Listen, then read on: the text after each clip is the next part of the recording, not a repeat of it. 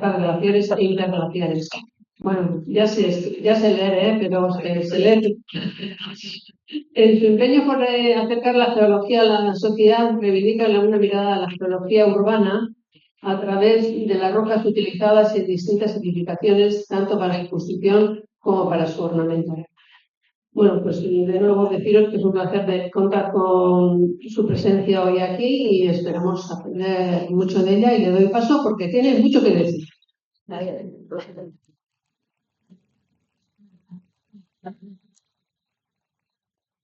Bueno, eskerrik asko. Bueno, muchas gracias. Para mí es un placer venir aquí. Y este año en particular. Y bueno, os he de decir que preparar la conferencia de hoy ha sido como el faro que tienen los marineros en el mar, un refugio y una gozada para salir de mi día a día. Pero bueno, nos acompañan estos 2 meses largos, una historia familiar, en fin, que no la voy a contar, pero que nos ha atrapado y que nos ha arrastrado bastante. Y entonces, bueno, pues me he anclado y me he cerrado a esta conferencia pues como mi flotador, ¿vale? Que en el fondo es el tema que investigo, es algo que me apasiona mucho, más allá de que me guste y de que sea y que me dé de comer, es algo que me gusta hacer y transmitir a los que quieren escuchar, pues es un placer. Así que es que ricasco sube ahí por invitarme una vez más, ya estaréis hartas y hartos de mí, pero bueno, aquí estoy, ¿vale? Entonces, bueno, tengo una muela aquí con unos puntos y una boca que se me abre un poco mal. O sea que si notáis que tengo algo en el habla, pues en fin, la razón esta vez es la muela.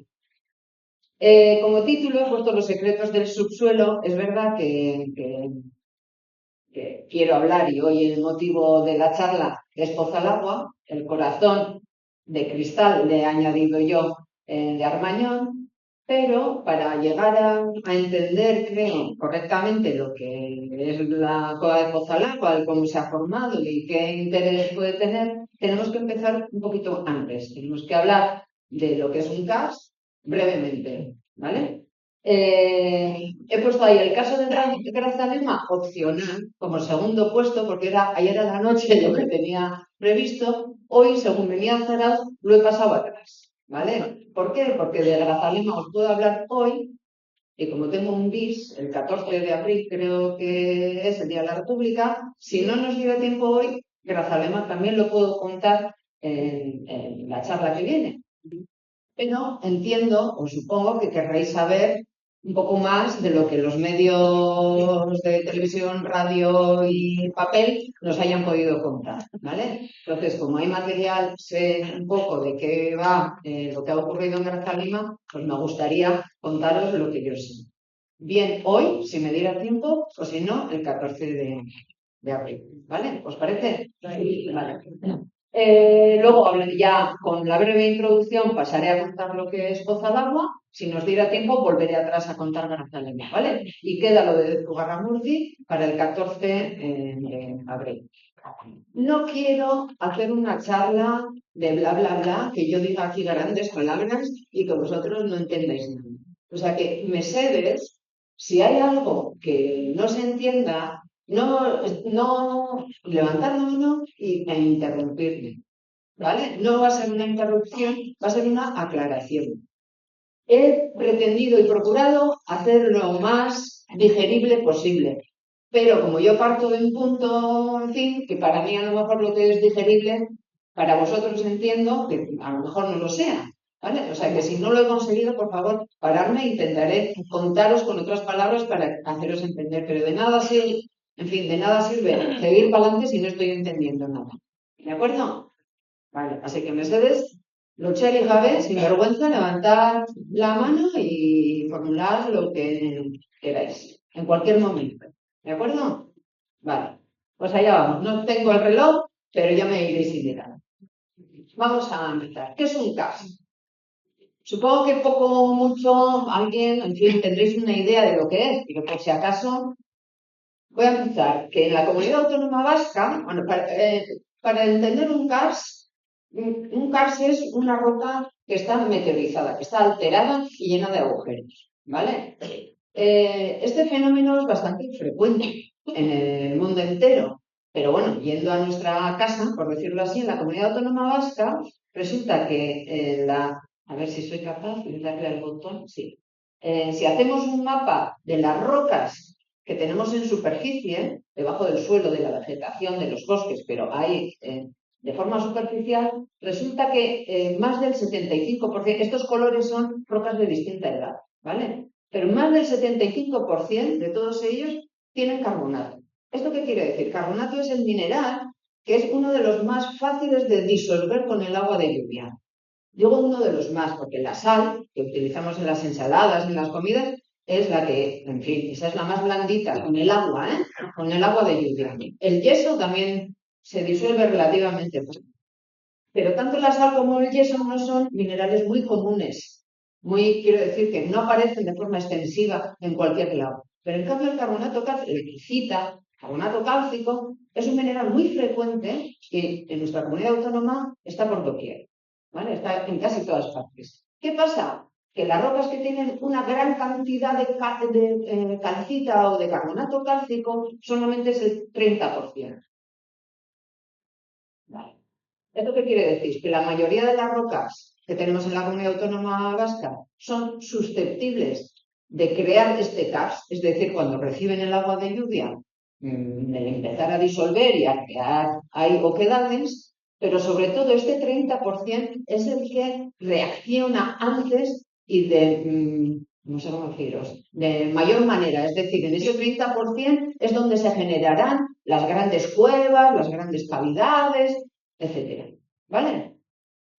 Bien. Una cosa es tener una roca que sea susceptible de. Por otro lado, lo que nos hace falta es el agua, la lluvia.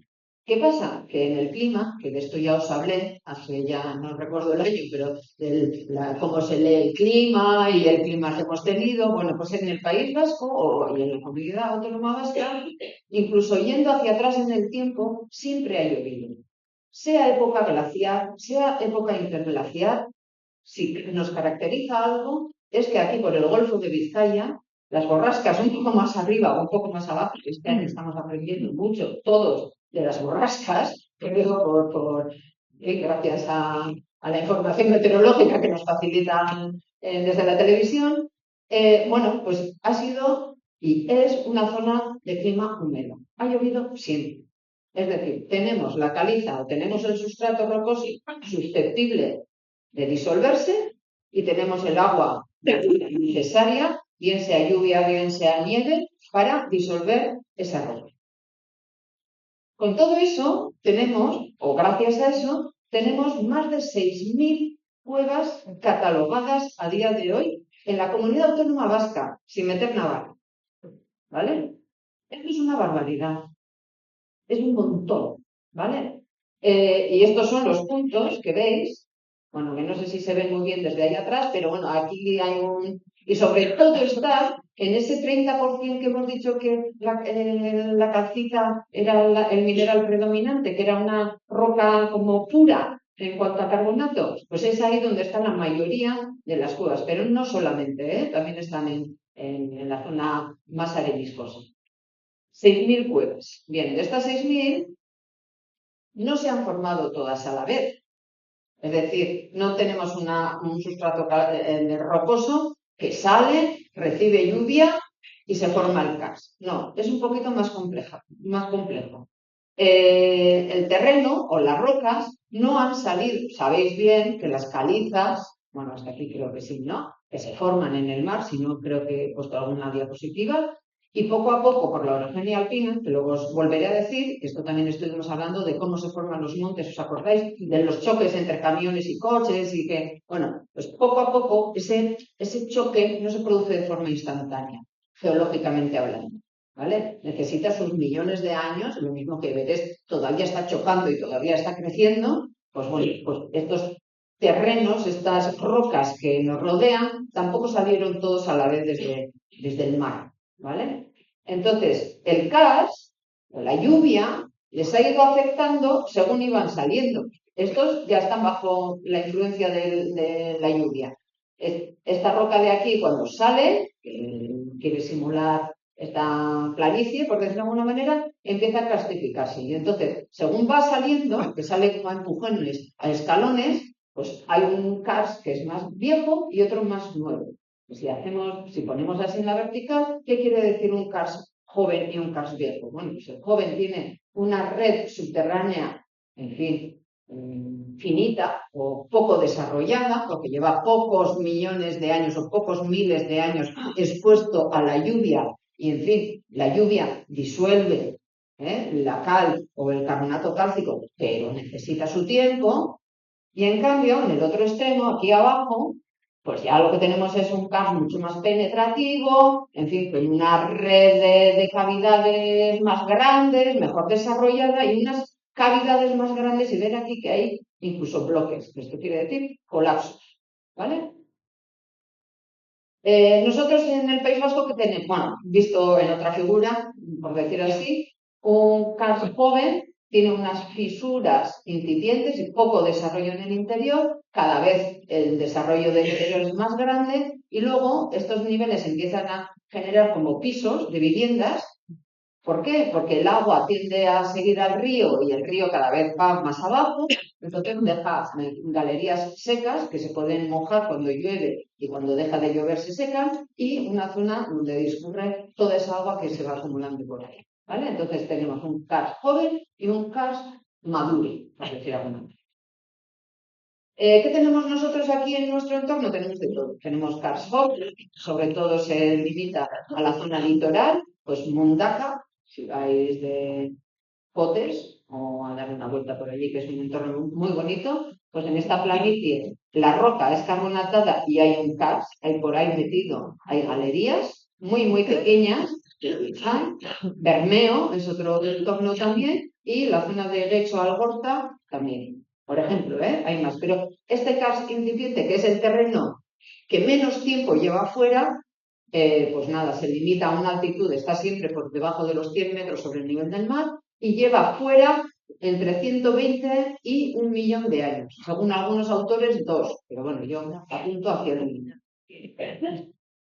Hay otro karst en la zona de Deva, de Guernica, que también es un karst costero, pero un poco más dentro, que se caracteriza por dar, en fin, como pirámides, montes de forma piramidal, perdón, no sé dónde ponerme, porque igual tapo alguna mejor aquí, no sé. Bueno, pues no se ve por la luz, pero todos estos montes son piramidales, como de esta manera, es como si fuera una caja de huevos, ¿vale? Para entenderlo. Porque arranca la disolución de una superficie plana y va disolviendo, dando valles de disolución. Los valles son los agujeros y los picos, los techos, nos dibujan la superficie original primaria, ¿vale? A este se le llama internacionalmente, todos los geólogos le llamamos cockpit karst, ¿vale? Quiere decir que es un karst evolucionado, pero no es super maduro. Uy, ¿qué he hecho? Vale, ay, perdón. ¿Vale? Y estos, bueno, también tenemos en nuestra zona. Y luego tenemos ya el karst super maduro, para ir en busca de ese karst, que seguramente habréis ido a hacer algo de monte o lo que sea. En la zona de Aizgorri, por ejemplo, tenemos pues estas, el Saiturriko-Koba o Maruak, que son grandes oquedades en unas cotas que están por encima de 700, incluso acercándose a los 1000 metros, grandes cavidades que no se ajustan a las lluvias actuales, y además todos tienen un trazado horizontal. Esto es raro a esa altitud, ¿vale? Si queréis ya me meteré en más detalles, pero estos ya son karst que no, por aquí se moja cuando llueve, pero nada más. Estaríamos como en esta figura en la cavidad de arriba, y estos llevan muchos millones de años recibiendo el agua de lluvia y la nieve, y por tanto sometiéndose a la erosión, al desmantelamiento. ¿Vale? ¿Hasta aquí bien? Vale.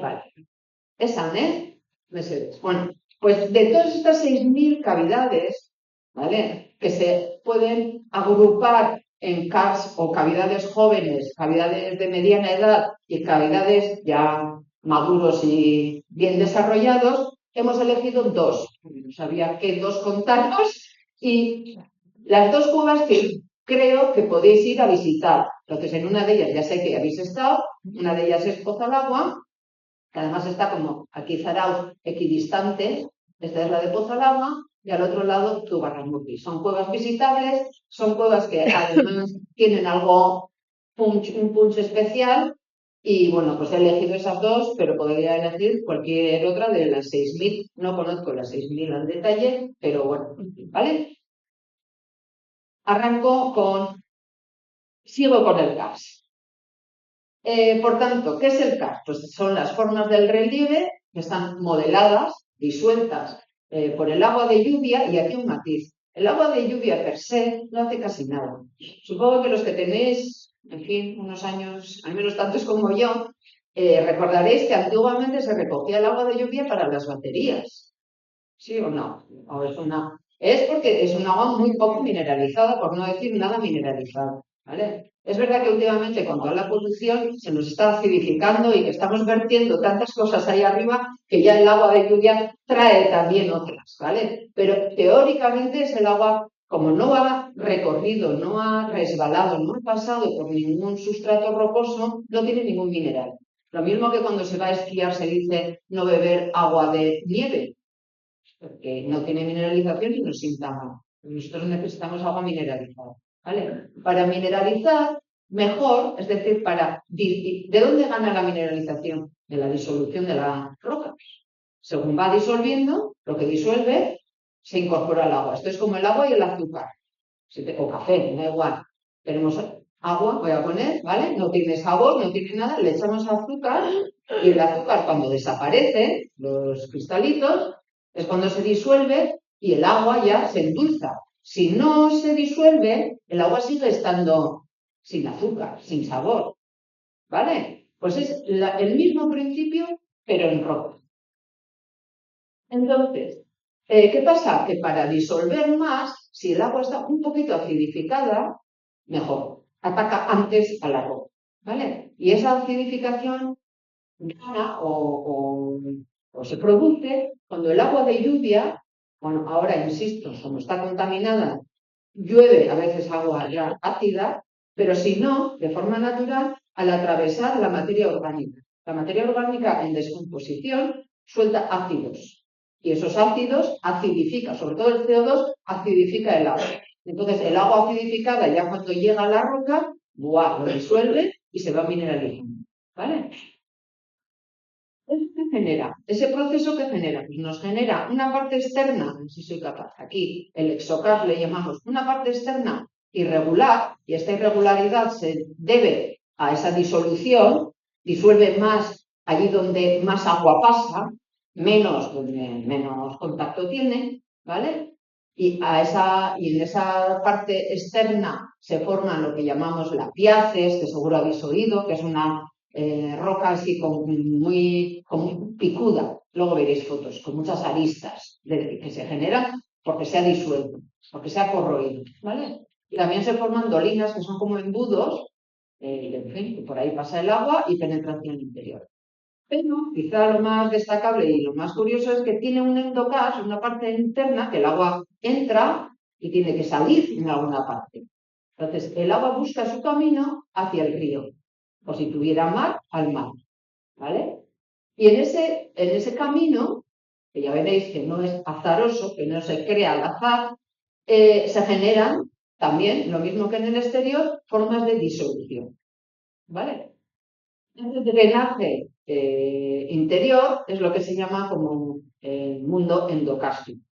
En ese mundo de drenaje interior hay una zona en la que siempre ya llega tanta agua que está siempre empapada, ¿vale? Si evacuara todo lo que entra, como una tubería simple, dentro no quedaría agua. Cuando llueve, pasaría el agua y saldría directamente, ¿vale? Pero ¿qué pasa? Que veréis ahora, porque haré mucho hincapié, además de las galerías grandes, la roca tiene microfisuras que hacen que el agua que va por ahí vaya más lentamente. Y este concepto lo repetiré varias veces. Gracias a esa lentitud, no perdemos todo el agua de lluvia cuando llega a la roca y tenemos agua en nuestros grifos durante todo el año, incluso en verano cuando no llueve. ¿Vale? ¿Por qué? Porque el agua necesita tiempo. En las macrotuberías pasa rápidamente.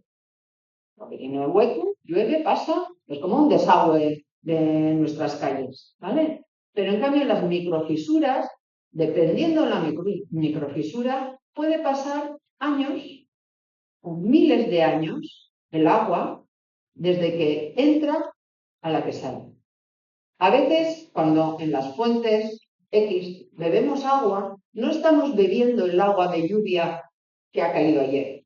A lo mejor estamos bebiendo lluvia de hace 1000 o hace 2000 años. Esto es muy curioso. ¿Vale? Entonces, cuando vayáis al monte y deis un trago, preguntaros qué agua me estaré bebiendo. ¿De cuándo? O sea, ¿qué agua? ¿De qué lluvia estaré bebiendo? ¿Vale? Cuando llueve es verdad que todo se mueve. Si llueve mucho, empuja el agua de dentro y sale más. Es decir, la fuente responde a la cantidad de lluvia del exterior. Pero lo que sale no siempre es la misma gota de agua que acaba de entrar. ¿Vale? En los conductos grandes sí, aquí pasa menos tiempo, pero en cambio las microfisuras no. ¿Vale? Bien. A la zona que se moja y se seca, esto para que os vayáis quedando con palabras si os apetece, ¿eh? Cuando llueve si se moja y cuando no llueve si se seca, a esa zona le llamamos badosa, badose en inglés, pero bueno, badosa. Y la zona que está siempre inundada por agua se le llama freática. Entonces, cuando se hacen pozos de abastecimiento para abastecer pueblos o lo que sea, siempre se busca la zona freática para que, en fin, ahí tengamos agua disponible para nuestras necesidades, ¿vale? Porque si pinchamos aquí, pues cuando llueve podremos tener agua, pero cuando no llueve, que es cuando más falta hace, no. Bien, imágenes para que descanséis. Una dolina. No sé si estáis muy familiarizados con esto, a lo mejor esto es una tontería, lo que estoy contando ya lo sabéis, ¿no? Bien. Bueno, esto es una dolina, ¿vale? En Guernica. Entonces, es un agujero, el embudo que os he comentado antes, pues de entrada, aquí hay un bosque, hay suelo, como aquí en el dibujo. Entonces, este suelo acidifica el agua de lluvia, ¿vale? Aquí el ácido, y ese ataca a la roca carbonatada y lo va disolviendo y lo va haciendo como así, como grietas de disolución, ¿vale? Si no hubiere suelo, porque a veces perdemos nosotros, sobre todo los humanos, o si no, naturalmente, si se pierde este suelo, porque se arrastra con las lluvias o por lo que fuera, y queda la roca desnuda, el agua de lluvia, también por los líquenes y tal, se acidifica y va corroyendo y este es el lapiaz. Estas son las formas puntiagudas que os decía antes, que si uno se siente se raja el pantalón, ¿vale? Esto es otra entrada a otra cueva que es una sima vertical, bueno, en fin, más abierta, pero fotos del exterior. ¿El interior cómo es? Pues el interior típico en cualquiera de las cuevas, ¿vale? Si son formadas por aguas subterráneas, freáticas, es decir, en un entorno donde la roca ha estado siempre empapado por agua, se forman conductos semicirculares. Ahora os explicaré por eso.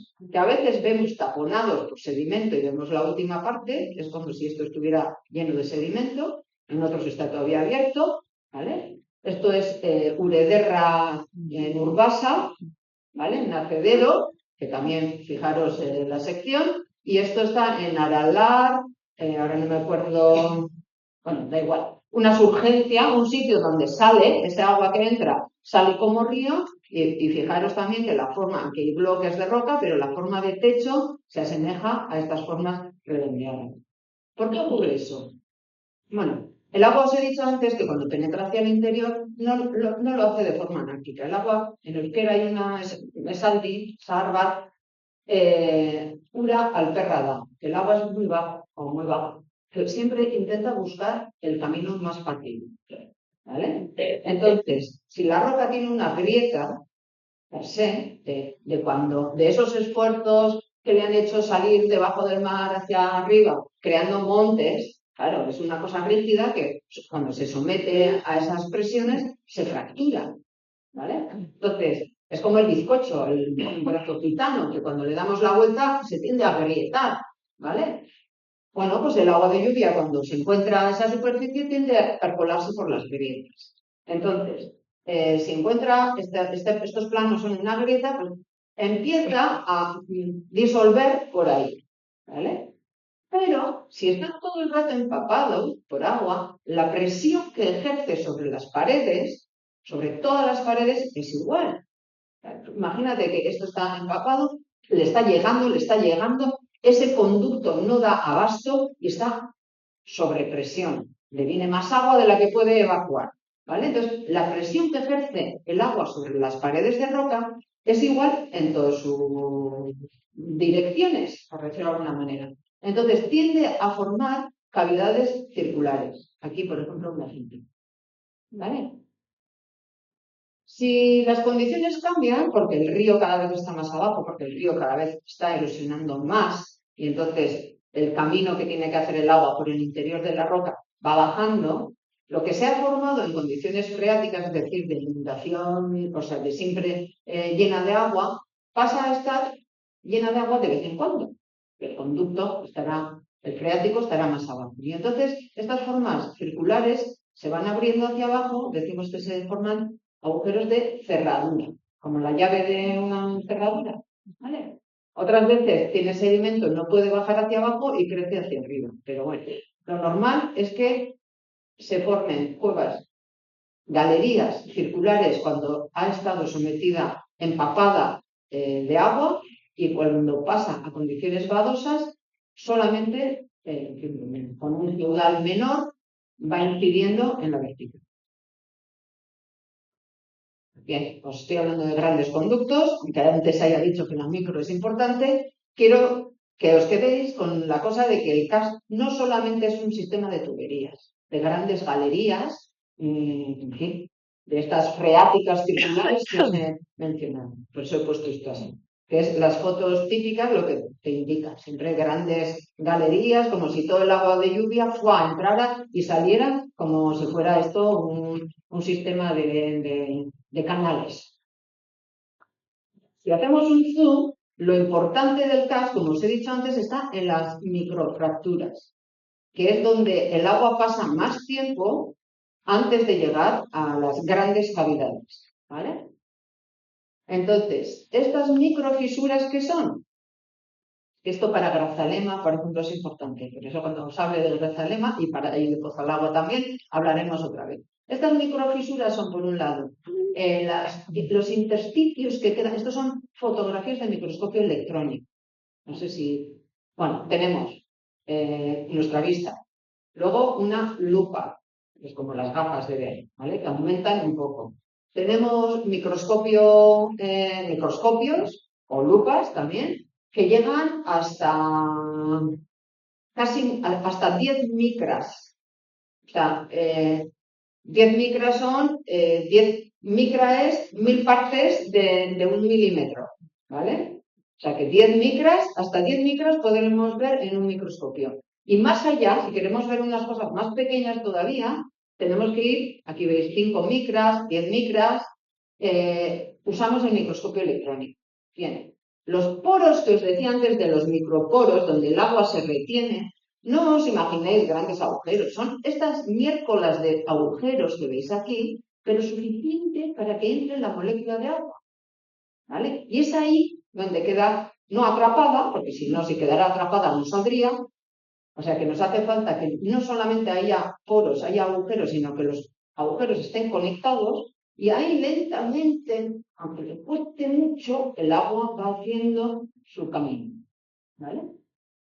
Entonces, a veces son pues, fósiles que se han disuelto, contactos de grano que no se han cementado cuando ese sedimento se ha ido convirtiendo en roca. En fin, a veces no sella 100% todo, quedan agujeros sin sellarse, por eso tenemos petróleo ahí abajo, tenemos agua. En fin, el petróleo también ocupa estas porosidades, es lo mismo. Entonces, esta porosidad que tiene toda roca de un tipo u otro, pero la tiene, es la que aprovecha el agua. Y a veces, gracias a empezando por esta microporosidad, generan como microfisuras, que es por donde realmente circula también el agua. ¿vale? Entonces, perdón, como resumen, quería decir que el karst tiene, por un lado, grandes conductos que evacúan parte del agua de lluvia casi en horas, de lo que entra a lo que sale tarda poco tiempo, ¿vale? Esos conductos son más grandes y están mejor desarrollados cuanto más maduro sea el karst, ¿vale? También tiene unas microfisuras que son las que almacenan, retienen el agua durante un tiempo, es decir, para las inundaciones, por ejemplo, si tienes esa microfisura, parte del agua de lluvia está atrapada en la roca y por tanto no sale todo a la vez y evita inundaciones, ¿vale? Y estas microfisuras dependen de la roca principalmente, no tanto de si es maduro o menos maduro. O sea, hay rocas que tienen más microporosidad o son más propensas a tener estos microagujeros y hay otras rocas que no las tienen. ¿Por qué? Pues para entender cómo se forma una cavidad, que era el objetivo de hoy, pero también con miras a lo de Grazaleme, o a nosotros me da igual, para entender por qué cada vez que llueve no se inunda los ríos, a veces se inundan, otras veces no. Si atraviesa esa lluvia, si atraviesa un karst, el karst normalmente tiende a retener, ¿vale? Pero si ese karst, insisto, tiene un sistema de tuberías, para entendernos, de galerías bien desarrollado, porque es un karst muy maduro, parte importante del agua de lluvia saldrá casi inmediatamente, ¿vale? Otra quedará atrapada y el agua que queda aquí atrapada ejerce también su presión sobre el agua. De los ruidos que se oían, ¿os acordáis en Grazalema? Bueno, acordaros porque volveremos cuando hablemos. Bien, pues con esta breve introducción, ¿va bien? La cosa bien. Bien. Vamos a Pozala. Bye. No es campo, pero lo que has dicho me lo has formado. Las enfermedades transmiten fácilmente por el agua. Sí. ¿Se ha estudiado cuánto tiempo duran o qué les pasa cuando pasan por las rocas? Bien. No es mi especialidad, por tanto no te contestaré probablemente con todo lo que hay dicho sobre ello. Pero asombrosamente estamos descubriendo que las bacterias y virus quedan mucho más tiempo de lo que hasta ahora pensábamos, vivos o latentes, pero no muertos, por decirlo de alguna manera, bien en la microporosidad de la roca, también, porque sí, a ver, voy a volver atrás. Si este agujero es suficiente para albergar, para retener, para agua, también lo puede ser para retener las bacterias o las cosas que vayan llegando con esa agua. Es verdad que esto es una cuestión de tamizaje, como los coladores. No hay que ver el tamaño que tiene la bacteria o el virus y el tamaño que tiene la porosidad. Porque la roca hace dos funciones. Puede hacer de colador y no dejar que parte de los, no sé cómo llamar, patógenos o contaminantes no penetren y queden ahí atrapados por una cuestión de, como el colador, de tamizaje, porque pasa el agua, pero no nada más. Pero otras veces, cuanto más maduro sea el CAP, más grandes sean los agujeros, todo pasa. Y en el todo pasa, también queda. ¿Vale? Os digo esto porque hay ahora, con esto de las ¿cómo se dicen? Bacterias que son resistentes a los antibióticos y tal, pues gente cercana está estudiando, intentando recuperar antiguas bacterias y antiguos virus para sacar de ahí antídotos o, en fin, fármacos, quizá para, en el caso de que los que tengamos en las farmacias no llegue un momento en el que ya no funcionen, para tirar de otro. Y están recurriendo a estudios de arquillas antiguas, arquillas son, de cueva. En las cuevas, esos registros, en fin, de hace cientos de miles de años, pues lo mismo que tienen el ADN, que de ellos hablé, si no recuerdo mal, de los neandertales y de tal, también guardan antibióticos, bacterias, unas buenas y otras no tan buenas. Entonces, antes íbamos ahí a trabajar así, sin más, ahora vamos con mascarilla, por si acaso. Porque hemos descubierto que lo mismo que hay cosas buenas, pero también están otras que a lo mejor no son tan buenas. ¿Vale? No sé si te he respondido, pero entonces, ¿cuánto tiempo? Pues depende de las condiciones, pero mucho más de lo que pensábamos. Pero antes pensábamos que todo eso, o sea, al cabo de unos miles de años, es que estarían muertos. No, están latentes. Algunos están latentes. ¿Vale? Insisto, lo mismo que pueda haber, también puede hacer de filtrado, ¿eh? O sea que varía. Bien, he querido poner esta diapositiva tan bonita que me habéis hecho, que es que ricasco, me ha encantado, y por eso me he atrevido a poner aquí lo del brillo. He añadido el corazón brillante, porque bueno, estos colores hacen también halago de lo que voy a contar, ¿vale? La catedral subterránea. Bueno, y etorri a Carranza, los que habéis estado sabéis dónde queda, que casi es como en el culo del mundo, y entonces aquí está allí lejos. La Muga con Cantabria, este es el parking, y quiero que os quedéis con referentes, porque en la diapo siguiente aquí hay una cantera que está un poco cortada y adecuada para hacer actuaciones a cielo abierto, sobre todo en verano. Esta es la entrada de la cueva y este es el collado de Balseca. Bien, si cortamos el monte con un cuchillo así, ¡fras! ¿Vale? Este es el collado de Balseca. La foto anterior más o menos estaría enmarcada esta zona. Esta es la cueva de Pozalagua, pero se esconde una gran cavidad llamada Torca del Carlista a su izquierda o a su oeste, ¿vale? Y esto es importante recalcar, porque nosotros hablaremos y veremos y es visitable esta pequeña cueva, que es como la ventana de lo que puede no verse, pero está ahí, que es la torca del Carlista. Las dimensiones son enormes. Si cogemos la base, si todo esto es el sistema de la torca del Carlista, desde la cota más alta hasta, más baja a la alta, entra la Torre Eiffel en altitud. Y en esta base entra el campo del Atleti, ¿cómo se llama? La antigua catedral de los Leones. Es Mamés. Se nota que no soy futbolero. Entra aquí San Mamés, ¿vale? O sea que es una grandísima cavidad. Y no es la única. Esta es la grande. Está proyectada, ¿eh? Este es el monte, que lo he sombreado para ver. Esto es una cantera de explotación de áridos que está ahí en Carranza. Pozalagua es lo que está aquí en azul. Esta es la cantera que descubrió la entrada, porque no, la entrada natural es muy, muy pequeña, es casi inaccesible. Son las cuevas de Ventalaperra y el Polvorí. Y aquí tenemos otra que es Santa Isabel de Ranero. Estas son las cuevas que se conocen. Esto quiere decir que tienen tamaño suficiente para que una persona pueda entrar. ¿Es como lo que hay? No. Esto seguro que está lleno de agujeros.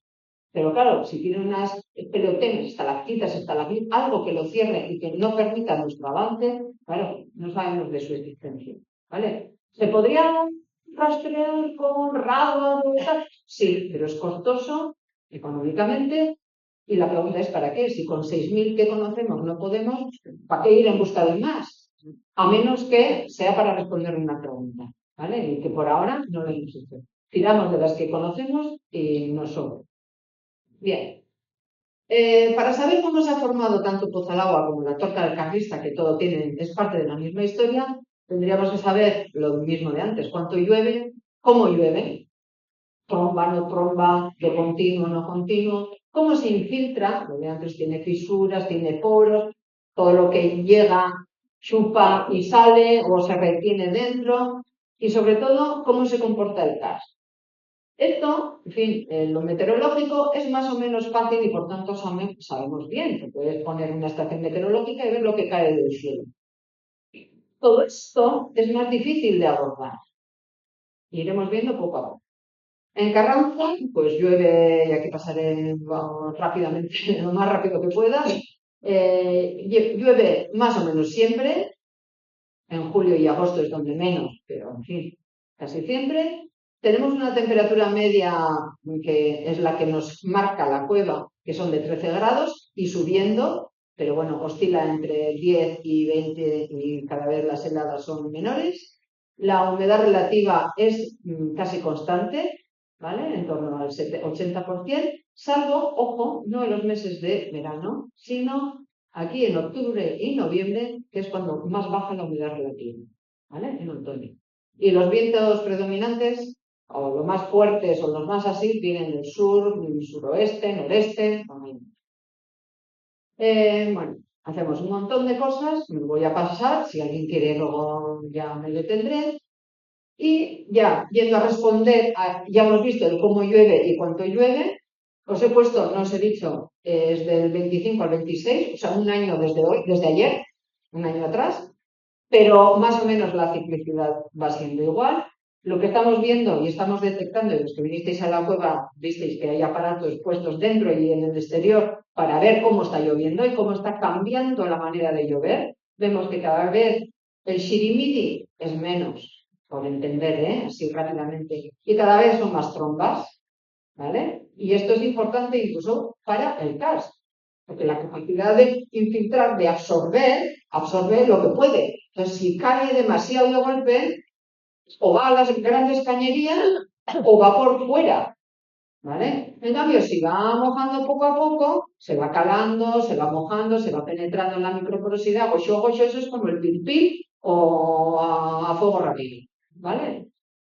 La temperatura vemos que también está subiendo, eso está haciendo que la vegetación cada vez sea mayor, eso conlleva la evapotranspiración, es decir, parte de lo que llueve no entra a la roca, sino que absorbe la planta y lo vuelve a enviar hacia la atmósfera, ¿vale? Menos mal, al menos no nos viene todo por nada, pero también acidifica más el suelo. Al haber más materia orgánica, se pudre más y el agua se acidifica más y eso corroe más, ¿vale? Entonces, es un equilibrio que está cambiando, ¿vale? Y que es un multifactorial. Hay muchos parámetros a tener en cuenta. Pero bueno, esto de lo que nos cae del cielo, más o menos. ¿Qué se encuentra esta lluvia cuando llega ya al monte, en Carranza? Pues se encuentra dos tipos de roca, y esto es importante. Se encuentra la caliza, que es la normal, que es en la que todo el mundo, en fin, no sé si soy capaz del puñetero, aquí, estas calizas, que son aquí lo que están más o menos en color verde, ¿vale? Son calizas formadas en el Cretácico, en los mares tropicales, llenas de fósiles, muy bien. Y luego tenemos dolomías, que aquí están en naranja y aquí están en verde, que son estas manchas de aquí. Y la dolomía, que luego me he dado cuenta, no he puesto la fórmula, es un carbonato de calcio y magnesio, ¿vale? El magnesio sonará porque es bueno para la salud, ¿vale? Y ahora tenemos cosas enriquecidas en calcio y enriquecidas en magnesio. Bien, pues mucho del magnesio que consumimos, y el calcio de leche y todo eso, es mineral, ¿vale? No es que la vaca dé una leche especial más rica en calcio, sino que a esa leche se le añade calcio, pues se le añade magnesio, ¿vale? Y ese magnesio o calcio procede de las rocas. Unas rocas que tienen que tener una pureza, unas tienen que cumplir unos requisitos, se machacan y se... Bien, pues la dolomía, estos manchones, son de carbonato y magnesio. Quedaros con eso, el magnesio, ¿vale?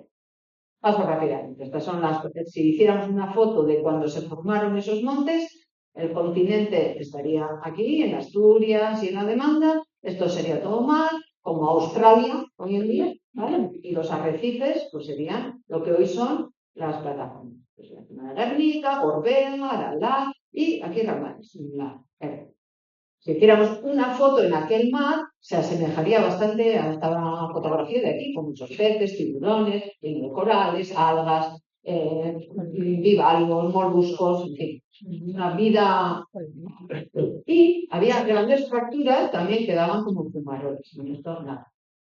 Una vez de formarse la roca, más tarde, hubo unos procesos hidrotermales, como cuando nos vamos a los baños calientes, que hay unos focos a día de hoy donde sale agua caliente, en Pirineos, en Carranza también, en fin, en un montón, no sé, pero hay varios sitios donde están los balnearios, siempre hay una fuente termal.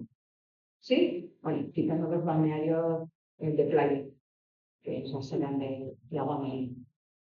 Bueno, pues en esos focos de agua caliente, el agua viene de muy abajo y normalmente arrastra magnesio y genera en la caliza cuerpos de carbonato magnésico, es decir, le incorpora magnesio a la caliza, ¿vale? Pero es un proceso que no tiene nada que ver con la formación de la roca, es posterior. No hace falta mucho. Entonces, como resultado, tenemos un salpicón de caliza con dolomías, ¿vale?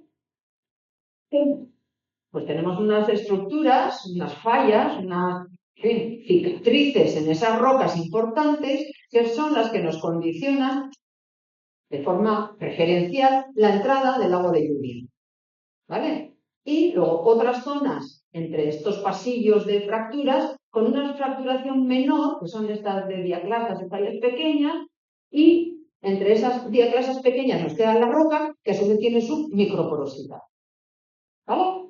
Entonces hay como tres categorías, las grandes, la intermedia y luego la micro, que ahora os enseñaré un poco. Entonces, bueno, en este salpicón veis que también el relieve da distintas formas. La dolomía no responde al agua de lluvia de la misma manera que responde la caliza. Y veréis por qué, ¿vale? Ahora os enseño por qué. Eso por un lado. Por otro lado, ¿cuánto tiempo lleva esa roca sometida a la lluvia? ¿Salió antes de ayer o es...? Bueno, pues si empezamos a mirar desde la orogenia de cuándo esas rocas emergieron del mar, nos dan, pues como el choque aquel, la tectónica que os hablé, del origen de las montañas. Bueno, más o menos podríamos decir que lo que son los montes vascos empezaron a salir o salieron principalmente desde hace 40 o 37 millones de años. Es decir, se dice muy pronto, pero son un montón, ¿vale? Eso quiere decir que desde hace 37 millones de años que Ranero, Carranza está recibiendo el agua de lluvia. No, porque en ese choque, además de esas rocas, salieron también las que estaban por encima suyo.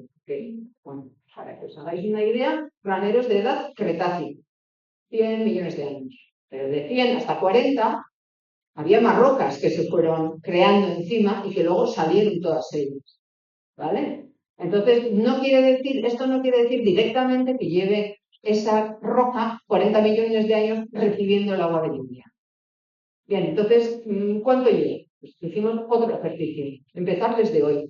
En vez de empezar desde el choque y la formación de los montes, bueno, dejamos eso aparcado y vamos hoy. Hoy vemos que aquí hay un río, el río Carranza, por tanto, hay una incisión o una erosión fluvial. Esto es todo lo que ha ido comiendo el río a lo largo de su historia.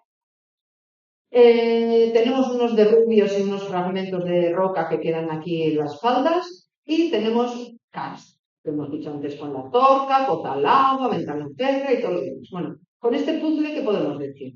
Bueno, lo que se ve es que el monte aquí, Ranero, está como arrasado, cortado a unos 740 metros aproximadamente, y ahí lo dejo. A partir de ahí tenemos la incisión fluvial y analizando la incisión fluvial, a ver si sale, sabemos, porque hemos datado, el río según va bajando, ¿vale? El cauce no siempre va por el mismo sitio. Entonces, según va bajando, va dejando retazos del cauce anterior en el valle. ¿Sí? Esas son lo que llamamos nosotros terrazas fluviales. Sí, esto sí, yo voy muy deprisa, pero decirme, Entonces, hay una terraza, la más antigua, que queda preservada, porque aquí también habría, pero se han resedimentado, es decir, han caído. Han pasado tantos años y tantas historias que ya no quedan donde estuvieron. Pero aquí, a 120 metros sobre el río actual, hay unas terrazas que se han datado, si queréis ya os comento, os haré explicar más o menos cómo, y nos dan una edad. Ya sé que la horquilla es muy grande, pero entre 1 y 2 millones de años, por lo menos, ¿vale? Entonces, si 120 metros ha tardado el río para bajar de aquí a aquí, si ha necesitado entre 1 y 2 millones de años, y esta cota es aproximadamente 100 metros, 120, pero déjenos para hacer los números más así, 100, Si la tasa fuera igual, constante, que no tiene por qué ser, tenemos que hacer una prox, los 600 metros restantes que quedan aquí nos llevan a que, a lo mejor, este valle fluvial, como mínimo, ha necesitado 6 millones de años. Si realmente la datación fuera en 2, en este rango de error, si estuviera más cerca de 2, pues 12. ¿Sí? Si la velocidad que tiene el río de ir encajando ha ido variando y antes era más lento que ahora, pues este número va cambiando, ¿vale? Pero como mínimo 6. Y máximo, pues podrían ser 12, 20, ¿vale? Entonces, obviamente, cuando el río estaba aquí arriba, esto ya estaba recibiendo lluvia. Más o menos. A lo mejor tenía un poco más de roca por encima, pero por infiltración le estaría llegando. ¿Vale? Entonces, en resumidas cuentas, creo que he puesto aquí. Perdón, se me había olvidado. Y hay otro dato que sumamos a este puzzle, que es el dato de las cuevas. En las cuevas no nos aportan gran cosa, porque hasta ahora el método de datación no llega más de 500.000 años, medio millón de años. No, el método no da para más. Entonces sí sabemos que todo esto, tanto Pozalagua como la torta de Carlista, es muy anterior, pero no sabemos cuánto anterior. ¿Vale? Entonces, resumiendo todos los datos, vemos que al menos se ha tenido que formar, o sea, tenemos una horquilla 40 millones de años, más no, porque no había salido esa roca al exterior, ¿vale? Y lo más seguro, bueno, 6 millones fijo, y es muy probable que tenga entre 12 y 20 millones de años, ¿vale? Estos son muchos millones de años, y esto nos lleva a decir, bueno, no solamente los millones, también las formas, que es un gas maduro, ¿vale? Con sus tuberías bien formadas y con su microporosidad bien generada. Bien. Aún así hemos dicho que hay dos rocas. Entonces, ¿el agua se infiltra igual? Pues no, y ahora veréis por qué. Porque esa microporosidad no es igual. Si hacemos una fotografía aquí a la lupa de la roca caliza, aunque veis aquí cristalitos y cositas, es una cosa impenetrable, ¿vale? Es una textura cerrada, y decimos apenas tiene huecos y la porosidad, la microporosidad es inferior al 1%, no he puesto el dato, pero es inferior al 1% y sobre todo tiene fractura donde tiene, tiene porosidad donde están las fracturas, esas fallas y esas grietas que os he comentado. En cambio, la dolomía, que es esta la foto, es una textura cristalina, son cristales de dolomita, esto se machaca y casi que lo podemos comer, y esto que está aquí con marrón es lo que es la porosidad. Y veréis que tiene una porosidad importante. Las calizas, perdón, esta es otra foto para, en fin, testificar que no tiene poros, es como un chocolate macizo, valor 100%, sin tropiezos, ¿vale? No tiene huecos por donde penetrar. Y en cambio, la dolomita es esta, el microscopio electrónico, y estos son los agujeros. ¿Veis que esto funciona como esponja, para entendernos así rápidamente, ¿vale? Y la caliza no. Entonces, ¿qué pasa? Que al disolver, penetrar el agua por ahí, va comiendo los cristalitos, esta dolomía se areniza y da normalmente unos relieves mucho más bajos, para empezar, y suaves, frente a las calizas que son siempre en cota más alta y además como más picuda con el lapiaz y como mucho más resistente, ¿vale? Bien, bueno, y estos son los estudios que hemos hecho de porosidad, de cálculo. Esto es una masa de dolomía, por eso normalmente donde hay dolomía hay vegetación, porque esa arenización genera suelo de dolomita y en ese suelo, en fin, hay vegetación. Y aquí la porosidad llega hasta el 12%, y esto diréis, vale, bien, pues es un montón. Si estuviera lleno de petróleo, vamos, sería... porque los campos de petróleo que, en fin, no conocemos, pero todos hemos oído, rondan en una porosidad entre 10, 8, 15 o 30, ¿vale? Es la porosidad buena, por decirlo de alguna manera. Y además es permeable. ¿Esto qué quiere decir? Los poros están conectados. ¿vale? Entonces, no se altera igual, da paisajes distintos, el agua se infiltra de distinta manera, se infiltra por las fisuras en las calizas y la porosidad en dolomías. Bien. Y esto nos da unos paisajes y un modelado pues diferencial. Si veis aquí, por ejemplo, bueno, esta es una foto sin vegetación, quitando la hierba, viendo la superficie del lago. Y veis todos estos puntitos, estos cráteres que se ven aquí, todas son estas dolinas, esos puntos donde penetra el agua hacia el interior. La dolomía, bueno, no sé, igual no os situáis, es una foto aérea, ¿eh? Esta es la cantera, esta es la entrada, aquí hay una masa de dolomía, y la masa de dolomía, si os fijáis aquí, apenas da agujeros. Eso no quiere decir que el agua no penetre, pero penetra como en una esponja, no a partir de unos embudos, sino toda ella absorbe agua. ¿Vale? Por eso no se generan estos cráteres o estas entradas de cueva. Hay agujeros que son como dolinas, entradas de agua, donde están las calizas y donde está la dolomía disminuye. Bien. Pues ya, ahora veréis. Bueno, no sé si veréis, por si acaso os resumo. Pozalagua y parte de la Torca de Carlista está emplazado en roca de dolomía y otra parte, sobre todo esta de aquí, es de caliza. ¿Vale? Bien, vamos a ver. Empezamos por la Torca porque es espectacular. La Torca del Carlista, os he comentado, en la foto, el esquema no es muy bueno, pero que es súper grande. Tiene una caída vertical que es de casi 152, si no me equivoco, metros. O sea, cuando uno baja con el pie a menos 152 metros. Y toda esta parte de aquí es aéreo. Veis aquí, el espeleólogo está como a esta altura de aquí y está pues, como un chorizo bajando por la puerta. ¿Ya es la hora? Ah, vale. Ya me había puesto. Vale, entonces voy más allá. Las fotos de dentro, que son gracias a Josu Granja, en fin, que le agradezco públicamente que me ha pasado, porque no es tan grande la cavidad, que hay mucha gente para iluminar y poder hacer una foto. O sea, el flash se pierde en la oscuridad, ¿vale? Entonces, es una labor de equipo la de hacer fotos ahí en el interior, pero necesitamos de fotos para saber lo que hay. ¿Por qué? Porque las paredes también nos quedan, ya os he dicho que bajaba como un chorito, es decir, no tocas las paredes, menos aún verlas con la luz. Entonces, para trabajar o tenemos foto o queda limitada nuestras posibilidades. Entonces, en las fotos se observan, quiero destacar dos cosas. Uno, bloques, ¿veis? Aquí grandes bloques, y techos pelados. ¿Vale? Esto, y fijaros, además, sección triangular.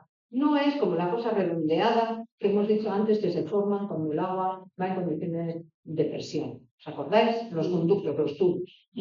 Bien. Una pregunta. Sí. ¿Y la temperatura interna es constante? No. Es buena, es que el chico está en pantalón corto. Sí. No es de pantalón corto, es un bicolor. Es un mono que tiene un color verde y por de la rodilla para abajo tiene un refuerzo y es de otro color. Pero es verdad que la temperatura no va descendiendo. Es constante dentro, pero va variando. Según vas entrando, va subiendo. Es un fenómeno también curioso. ¿Vale? No tiene apenas, o sea, no responde, la temperatura del interior no responde a las variaciones del exterior, ¿vale? Y aquí en la parte alta es igual que en Pozalagua, ronda en torno a 13-14 grados, constante durante todo el año, pero según vas bajando en la cavidad hacia abajo, lejos de enfriarse, que es lo que a lo mejor a uno, no sé, le vendría intuitivamente, se va calentando el aire, ¿vale? Porque circula menos, entiendo, no lo sé. Hay grandes columnas sobre estos bloques, o sea, esto quiere decir que esos bloques llevan ahí mucho tiempo, ¿vale? Son derrumbes de los techos que han caído y sobre ellos han crecido estas columnas. Aquí veis un bloque y con sus estalagmitas, como aquí otra columna grande y aquí la bloquera, y esta foto saldrá más veces. Aquí, en la zona de la Torca de Carlista, que más próximo queda a Pozalagua, estos son formaciones de carbonato de gota a gota. Aquí hay una persona, que no sé si veis, y aquí hay otra. Son dos cosas distintas. Este es un cebollón. ¿Os acordáis en Pozalagua que había formaciones así como grandes cebollas? No sé cómo llamar, no son redondas, pero como champiñones enormes. Pues este es macro enorme. Porque fijaros la escala de la persona. Bueno, esto es lo que separa hoy la torta del carlista de Pozalagua. Si no estuviera esto, pasaríamos andando de una cueva, hoy Pozalagua, a la de la torta y viceversa. ¿Vale?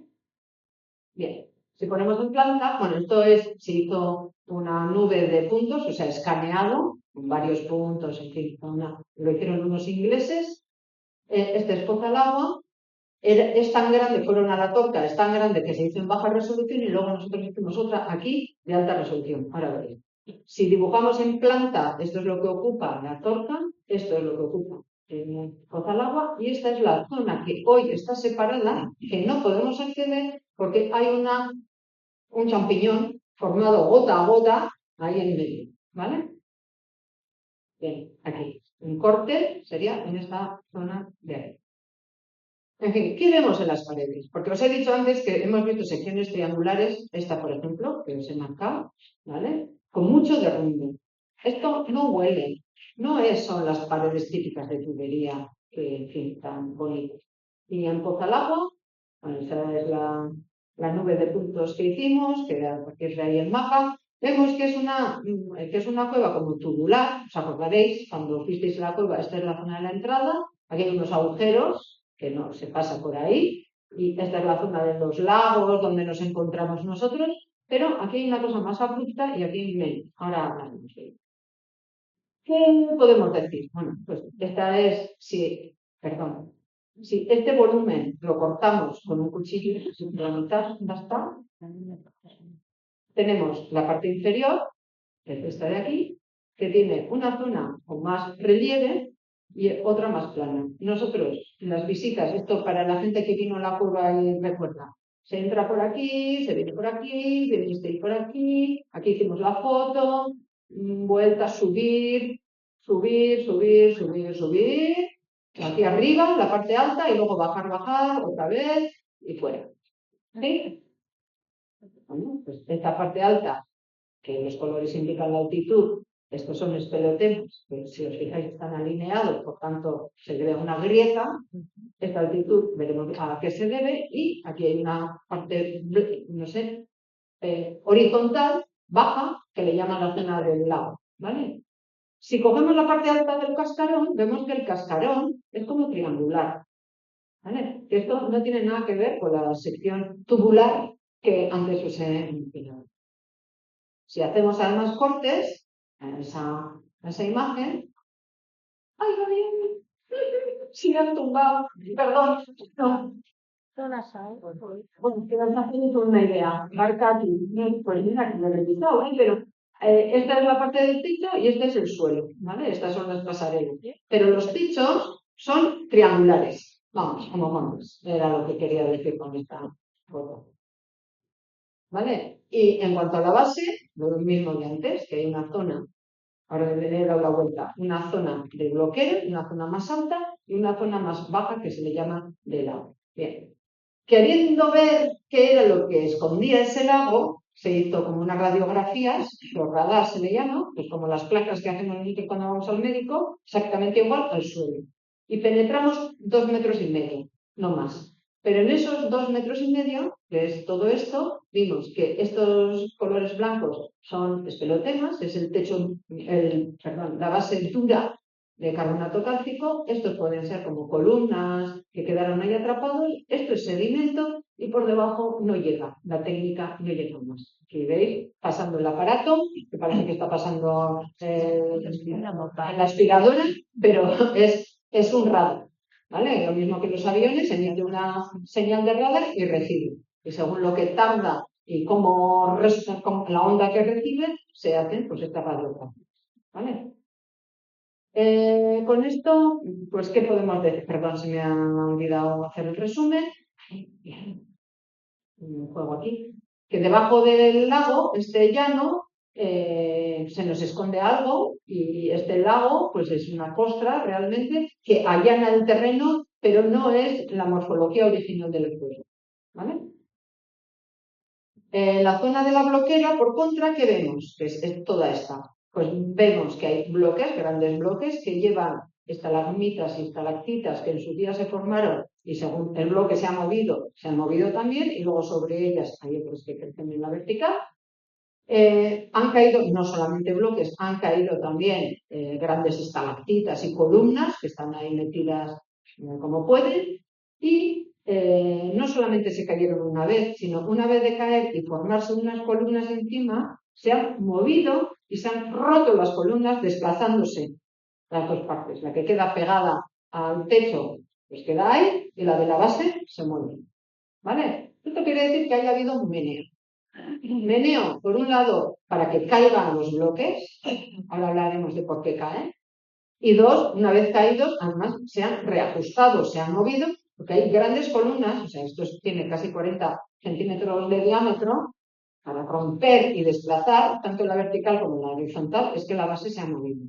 ¿Vale? Hay grietas, grandes grietas en las rocas, como si cascaran al caerse todo. ¿Vale? Bien.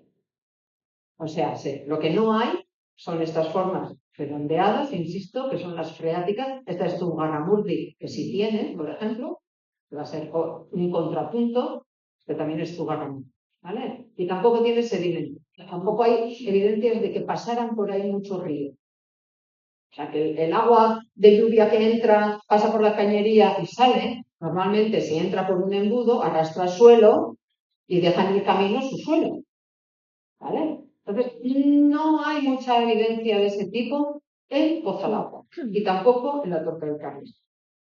Bien, ¿qué tenemos? En cambio, tenemos bloques en todas partes, en Pozalagua, en la Torca del Carlista, y eso lo que nos indica es, bueno, este sería el agujero inicial, el freático ideal, el circular, donde el agua va a presión y va horadando la roca, y ya cuando el agua baja y queda seco o semiseco, cuando desaparece esa presión, los techos, si son inestables y o se le ayuda con un terremoto y o con grandes lluvias, grandes trombas de agua, las fracturas se inestabilizan porque, insisto, esta parte va recibiendo su agua y su microporosidad sigue actuando, aunque la galería, aunque la tubería esté casi seca, no sea la vía preferencial de evacuación de agua, y cuando no está a presión, las paredes revientan y caen.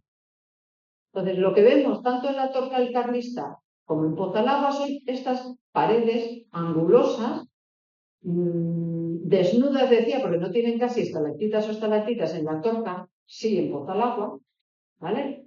Lo que evidencia que esto se está cayendo con relativa regularidad desde el punto de vista geológico.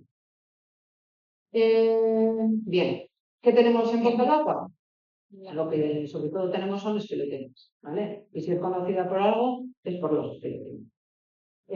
Cuando se dice la más, yo no sé si es la más o la menos más, pero que es inusual, poco frecuente encontrar tantas excéntricas en densidad como en Pozalagua, eso sí os digo. Hemos visto bastantes cuevas. Es verdad que hay muchas excéntricas donde hay dolomías y veremos la relación y el porqué, pero tantas como aquí no es frecuente. En Cantabria, en el Soplao, que hoy se está también en discusión, en el Soplao también hay esquelotemas así excéntricas, de estas que crecen en cualquier dirección. En el Soplao también hay dolomía en la roca. Es decir, el agua que disuelve también disuelve la dolomía. ¿Vale?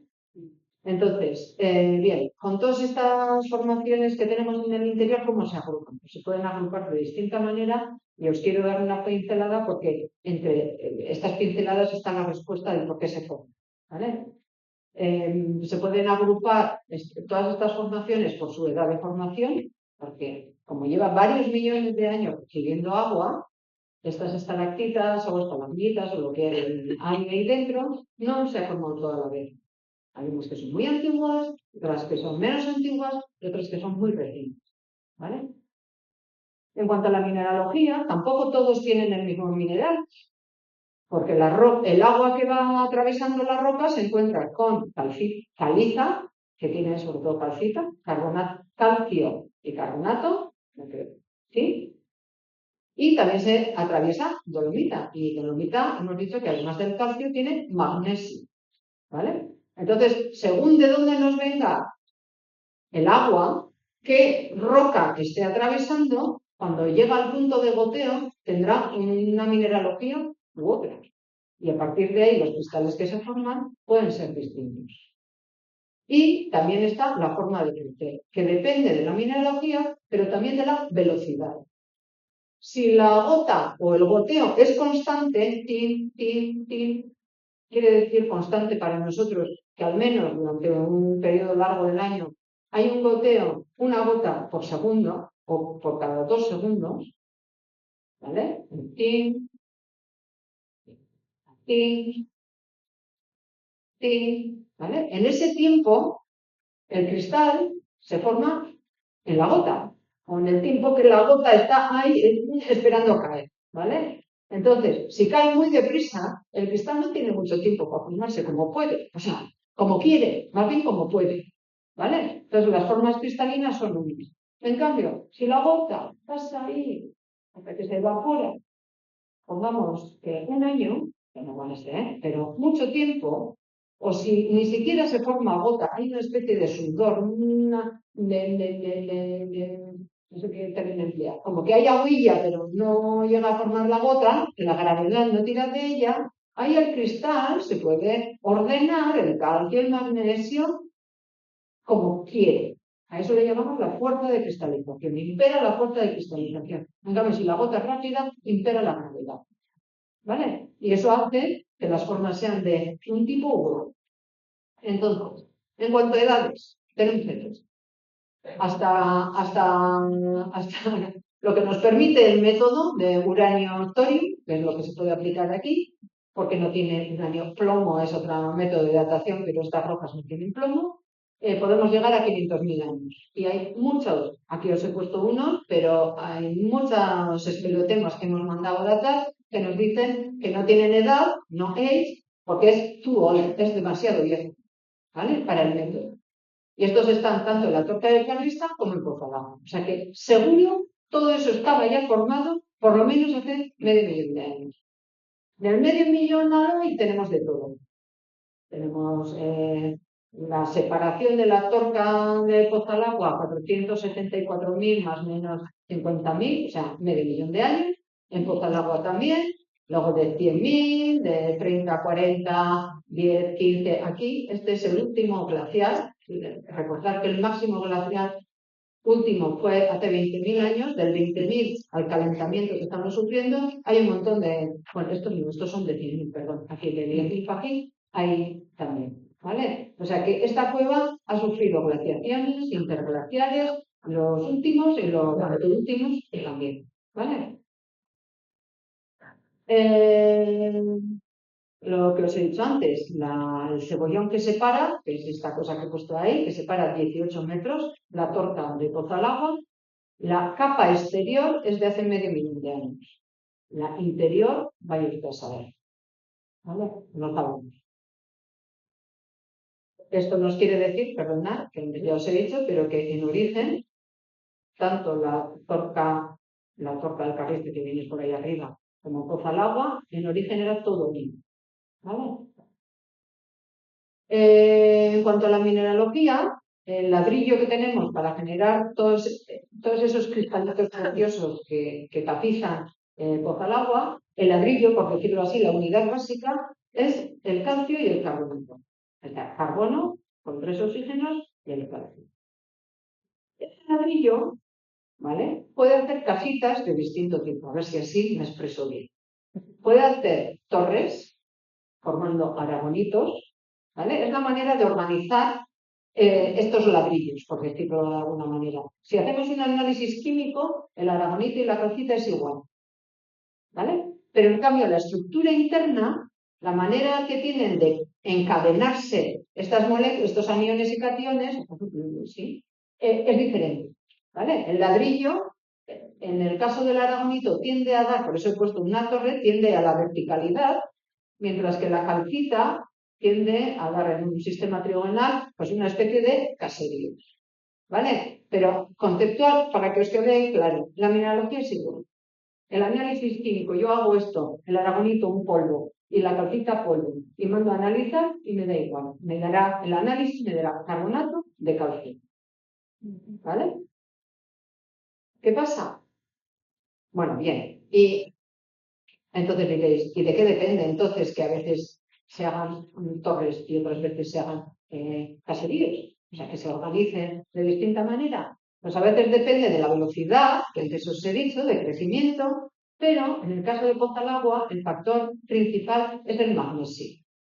¿Vale? Recordad que hay dolomía, que el agua de lluvia está atravesando la dolomita, entonces el agua de lluvia, que hemos hecho análisis, allí cuando nos veis, cogiendo goteos, ordeñando las estalactitas para ver qué agua están nutriendo el crecimiento de esas estalactitas, y hay magnesio presente, ¿vale? Entonces, el magnesio, en fin, es como en las cuadrillas, es como de todas las épocas, hay gente que liga más fácilmente y hay otra que intenta ligar y da el coñazo todo el rato pero no consigue nunca nada. Pues ese es el magnesio. El litio es el que liga más fácilmente, ¿vale? Entonces, a partir del agua, ¿qué me queda? ¿Amagos? Vale, gente, a ver si me da tiempo. El litio es el que liga rápidamente. Entonces, si hay mucha velocidad, si hay poco tiempo, si se tiene que juntar de alguna manera, el calcio se junta con el carbonato y el magnesio queda en el agua. Se siente. ¿Vale?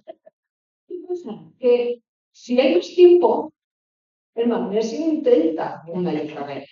Insiste, insiste, insiste. Entonces puede hacer varias cosas. No sé si viene aquí esto, porque sí, vendrá bien. Entonces, hace varias cosas. Puede hacer unos arrimacos, intentar ahí a ver si, y entonces a veces cambia la morfología de los cristales.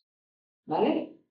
Precipita igual el carbonato cálcico, porque es lo que naturalmente tiende a dar, es lo más fácil, es lo que menos energía necesita y las uniones que se dan son más fáciles de darse.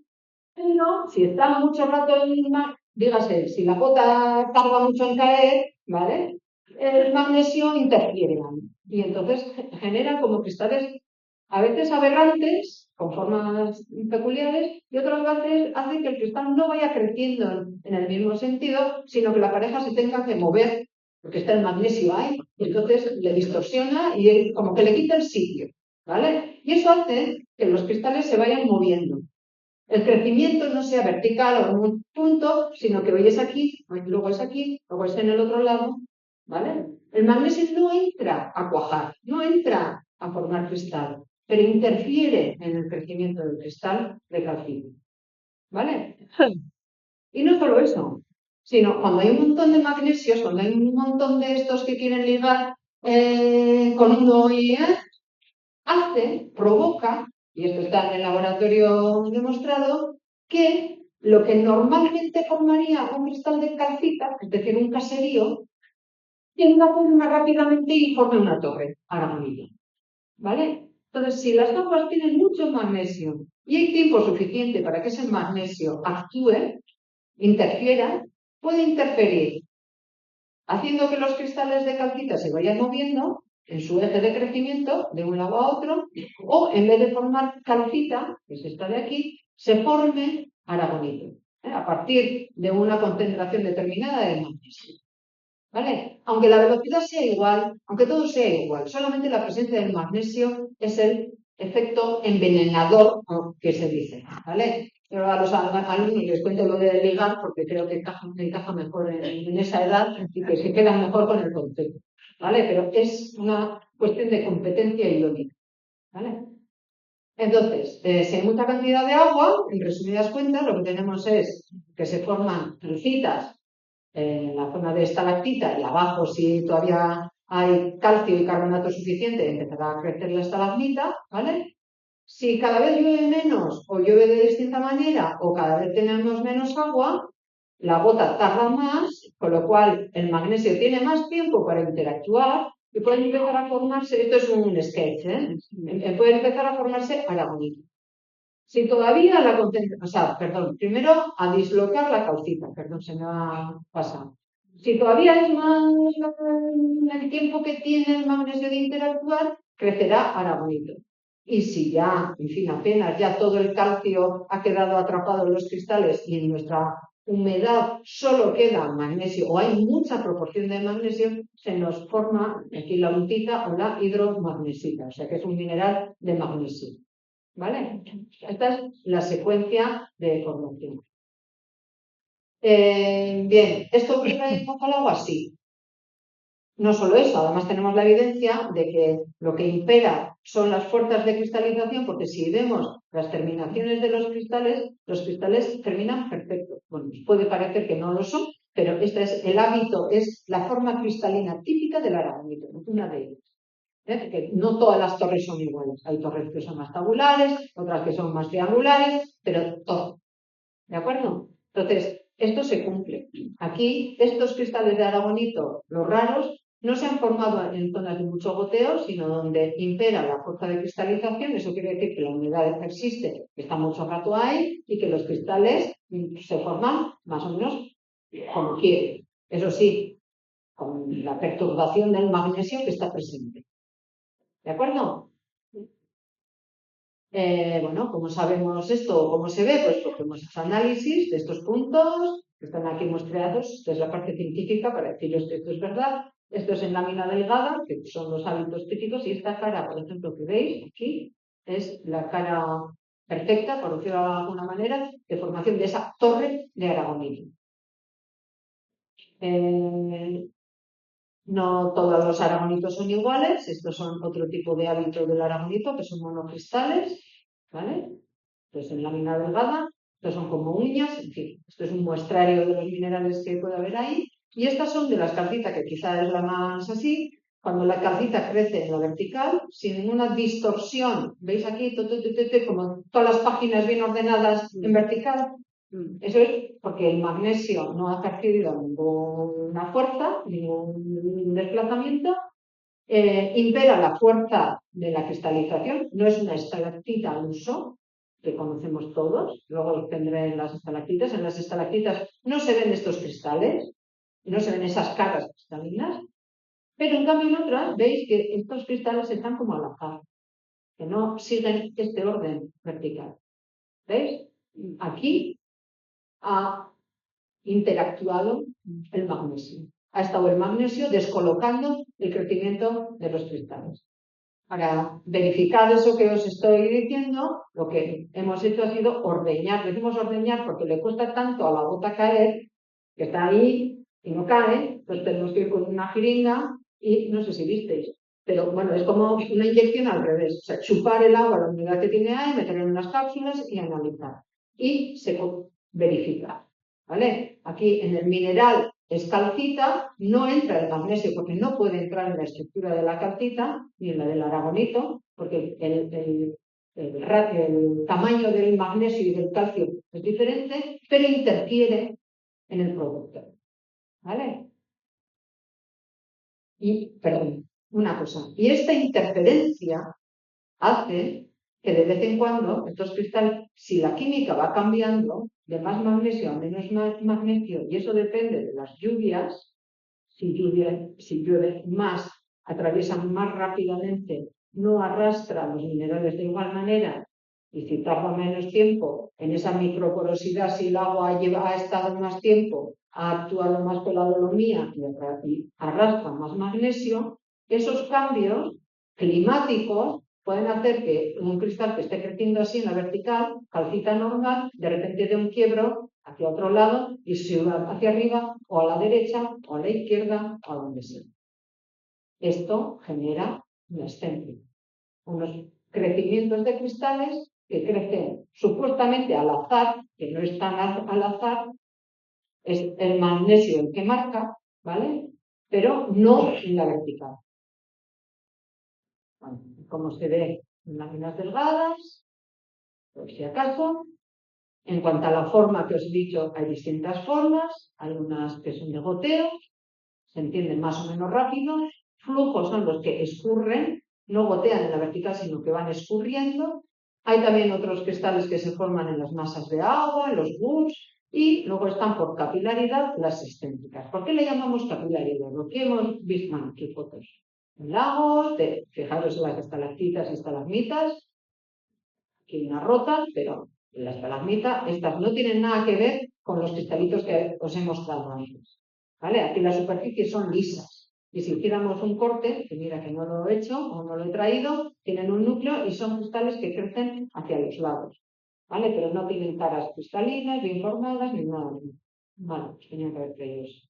Bueno, esta es una de las fotos. Estas son las formas en las que va escurriendo. ¿Vale? Aquí el agua gotea en algún punto ciertamente, pero luego va deslizándose. Entonces, en ese deslizamiento los cristales que se forman son distintos, lo mismo que aquí en el suelo. Y me quería detener en las excéntricas por falta de tiempo. Entonces, estas excéntricas muchas son gordas, quiero decir, el del labro tiene un grosor, en fin, considerable, que ronda el centímetro. Muchos de ellos, no todos, están formados de calcita, esto es de calcita, y la calcita, como por efecto del ion magnesio va rotando, no crece en la vertical, el eje C se va como torciendo, rotando. Esta rotación hace que las formas vayan adquiriendo pues estas curiosas, no sé, formas, valga la redundancia, ¿vale? Y uno, este es de aragonito, estos son de calcita, así como ramificado, en fin. Antes de pasar ahora a encajar todas las piezas del puzzle. Las excéntricas, que son la estrella de fuerza al agua, no se forman por corrientes de aire, que se ha dicho varias veces, o tampoco por fuerzas electromagnéticas de otro tipo, sino que es la química del agua y el magnesio que ejerce esa función distorsionadora, ¿vale? Bien, inhibiendo la formación de calcita a favor del aragonito, que tiende a dar formas más de crecimiento vertical, bien sea hacia abajo, hacia el lado o hacia donde sea. O sea, los cristales de aragonito tienden a crecer en la vertical, en vez del aragonito o de la calcita, que tiende a dar bases más anchas y cristales más planares, ¿vale? Bien, a ver si me ordeno, interfiriendo en cómo el ladrillo, qué estructura da y favorece el crecimiento del aragonito, ¿vale? Si no hay tanta cantidad y no llega a favorecer al aragonito, puede formar calcita, se pueden formar los caseríos, pero los caseríos no son de varios pisos, sino cada planta se va moviendo de sitio, ¿vale? Y eso también puede, en fin, variar la forma que tenga el precipitado, ¿vale? Y si en un mismo punto de goteo el quimismo por causas climáticas va cambiando de más magnesio a menos magnesio, podemos ver alternancias. A veces crece en la vertical, luego me tuerzo. Sigo en esa dirección, luego me tuerzo. Sigo en esa dirección, luego me tuerzo. ¿Vale? Entonces, el origen en Pozalagua y también en Cantabria, que os he dicho antes, el Suplao, que ahí también estuvimos comparando y para hacer estudios, y también en León, en una cosa que también es de Dolomía, pero no me acuerdo el nombre, es el magnesio, ¿vale? Que no se engañe. Es el magnesio el que interfiere en el crecimiento y da esas formas extrañas a las formaciones. ¿De acuerdo? Bien, pues entonces, como resumen, Pozalagua y a la vez el carlista, ¿cómo se ha formado? Pues hubo, aunque no veamos, habría una cavidad freática, porque un agujero inicial tiene que haber para que algo luego se pueda colapsar y caer, ¿vale? Lo que pasa es que de estas paredes no queda nada, porque todo esto ha ido retrocediendo, ha ido cayendo. Entonces, las paredes que vemos hoy son angulares, resultado de todas las caídas que ha habido, ¿vale? Bueno, aquí estaría la formación de la cueva en rojo, luego tendríamos el colapso de paredes y techos, luego tendríamos una primera generación de esqueletenas en amarillo que están por debajo sí, eso creo que os comenté a los que visteis en la excursión, que sabemos que se enraizan por debajo de lo que es el lago, la zona llana, porque esta capa lo corta, lo sella de alguna manera, ¿vale? Hemos datado estos amarillos, hemos intentado datar los amarillos y siempre nos da que es mucho más antiguo que medio millón de años, no sabemos cuánto más, ¿vale? Si enraizan en un fondo que no vemos y el georradar, la radiografía nos ha dicho que en 3 metros hay sedimento, es esto verde, que no sabemos hasta dónde llega, pero al menos 3 metros de algo arrastrado por el agua natural, no se veían bloques. En cambio, hay una zona en la que este lago no está por encima en cota, está lleno de bloques, ¿vale? Y en estos bloques vemos que hay columnas que están separadas, tanto en la vertical como en la horizontal. Luego hay otra generación de esqueletemas en azul que crecen, están verticales, es decir, la bloquera no se ha movido más y esta generación de aquí, y ponemos aquí también colores azules, ronda entre cientos de miles de años, 170, 200, 120, anda en los cientos, en azul. Luego tenemos morados, que son los desde el último glaciar al hoy, 18, 15.000 años por ahí, y estos los que van resbalando, porque son flujos que van, hay estalactitas de goteo, hay de flujo y el agua sobrante va cayendo por el fondo y va tapizando, ¿vale? Luego, y por último, encima de todos los anteriores, bien sean de los amarillos, bien sean de los azules, tenemos las excéntricas, ¿vale? Y luego, hoy en día, tenemos disolución. En algunos puntos, el agujero de penetración del agua se ha agrandado tanto de forma natural que de estar formando columnas, ahora las está disolviendo. Y eso creo que también os enseñamos. Pues hemos hecho análisis del agua, en fin, todo eso está verificado. Este sería el esquema de sketch evolutivo de los últimos 12, 20 millones de años de la cueva de Pozalago y de la cueva de Carlista, ¿vale? A grosso modo, que se ve que las columnas más antiguas que hemos visto, las que son muy antiguas, que no sabemos de cuándo, son enormes. Y en cambio, las más recientes son excéntricas. Esto nos indica que en esos 20 millones de años, el caudal que está llegando, no digo que llueva de distinta manera, pero al menos el agua de lluvia que llega a la cueva ha variado. Al principio llegaba mucha más agua y había tanto goteo que las fuerzas de cristalización, esas que imperan para dar estas formas raras y bonitas, no actuaban, no podían. Entonces, todos son columnas y estalactitas y estalagmitas. No tenemos excéntricas antiguas.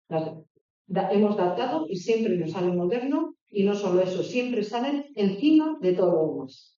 No por debajo, escondido en lámina delgada, que descubramos que están ahí, luego tapados por otras cosas. ¿Vale?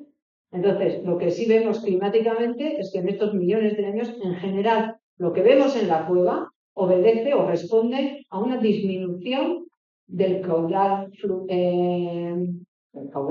de la cantidad de agua, ¿vale? Y pasa de haber depósitos de agua que fluye, gotea, en fin, constantemente, a estas excéntricas, que el agua circula por la microporosidad, por capilaridad, no se forma una gota y los cristales que se generan, pues en fin, dependen del magnesio y del calcio que haya en ese momento.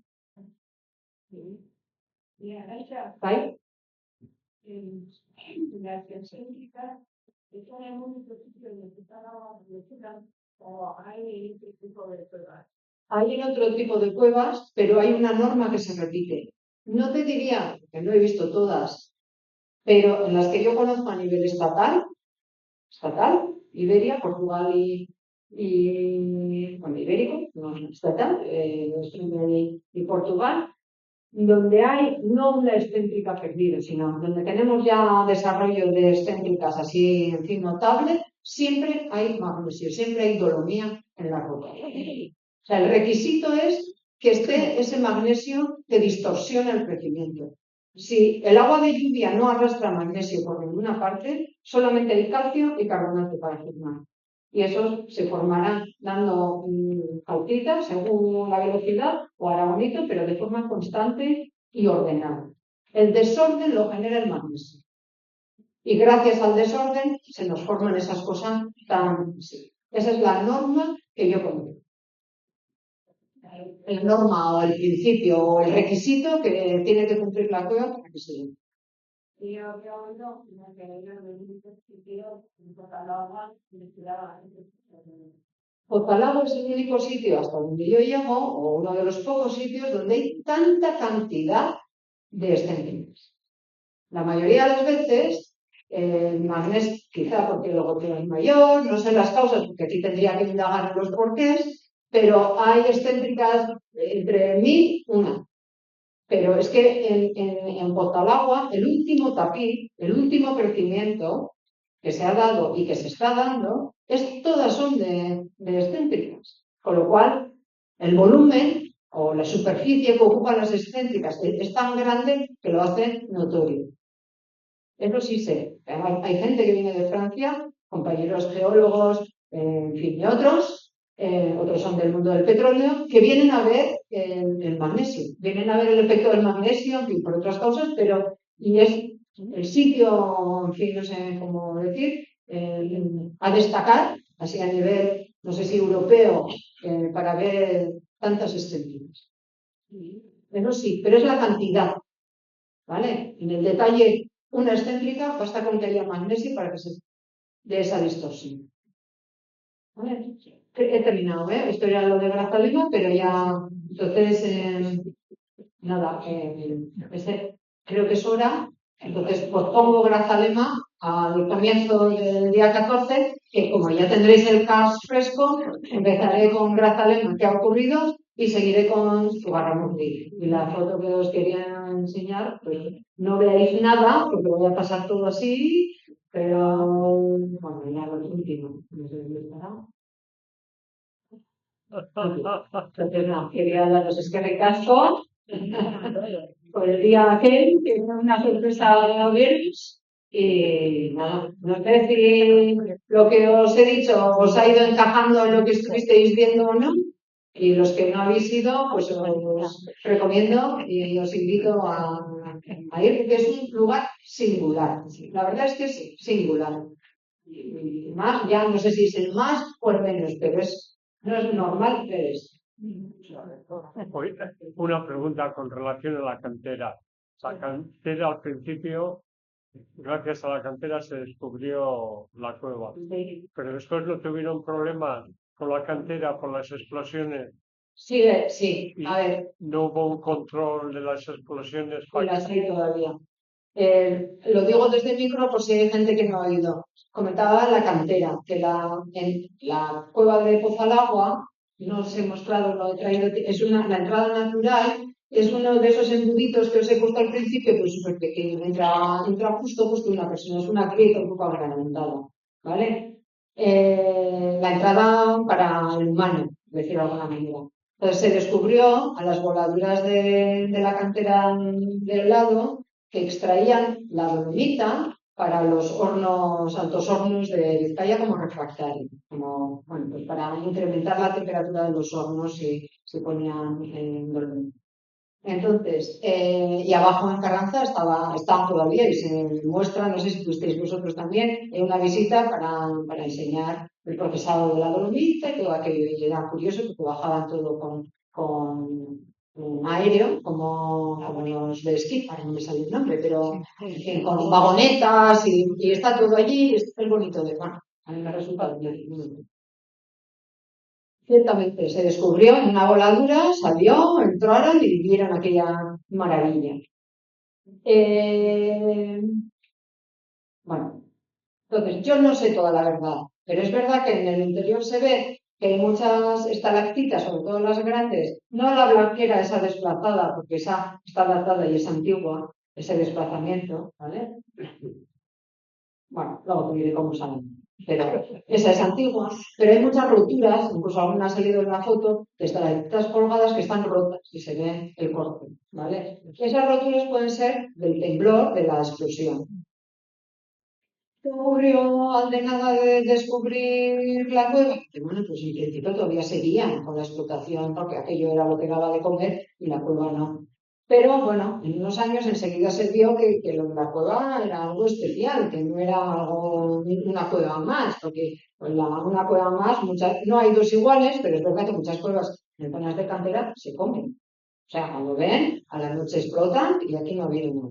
Porque si no, se para la explotación, hay que ver si hay huesos o no dentro. En fin, si por los minerales pocas veces se detiene una explotación minera, pero si hay paleontología, si hay algo humano, en fin, se puede parar la cosa y eso no interesa.